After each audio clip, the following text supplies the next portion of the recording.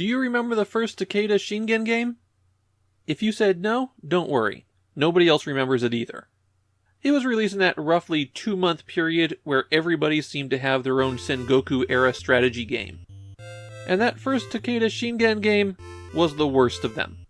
It was plagued by bad AI, random fluctuations that could destroy your game in a heartbeat, and a password save system that reset every significant parameter in the game.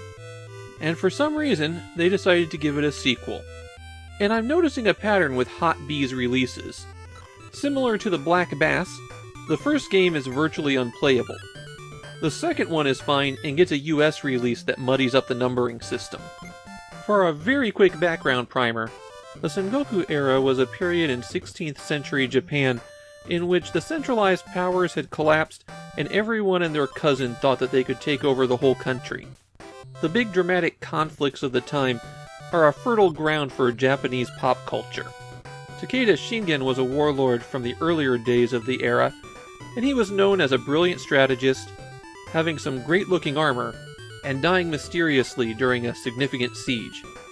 The game Takeda Shingen 2 plays pretty much the same as every other Sengoku-era strategy game that we've seen. You start out in control of a single province, and every turn represents a month of time.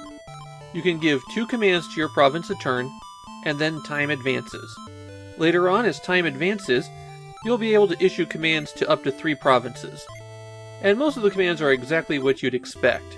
Under Army, you can recruit troops or send them off to war. Castle lets you increase your defenses. You could choose to build more farms or more gold mines. Trade with a merchant for weapons to equip your army with. You could do some flood control, or bring in a doctor to deal with some natural disasters. You could try to curry favor with your neighbors, or send ninja after them. Maybe the most interesting option in the game is that you can choose how you want to raise your heir. Shingen will die at some point during the game, and then you continue playing as his son, and hopefully you raise them to be a competent leader.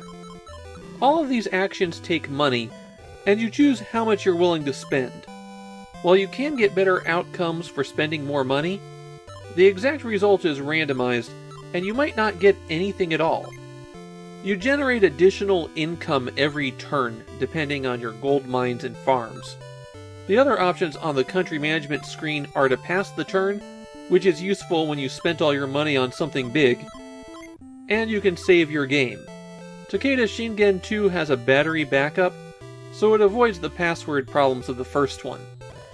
When it's time to go to war, you first select how many troops you're going to take, and then you have an opportunity to divide them up into squads. You get a map of the battlefield for that province, and on every turn you can move all of your units, and your opponent can move all of their units. Your goal in these battles is to defeat the command unit. This is the usual move and then attack, and then you have to select an option specifically to go pick another unit to move.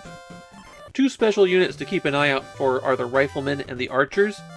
Rather than just attack a neighboring unit, they fire in a direction. And the riflemen have a lot more range than the archers.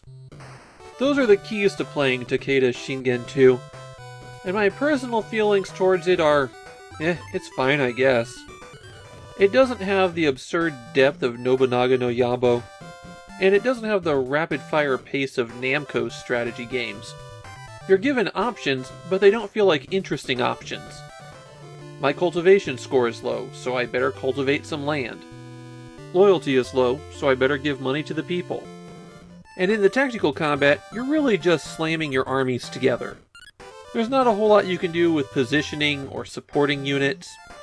Basically, Takeda Shingen 2 does the bare minimum possible to be a passable strategy game, which would probably be why nobody remembers it.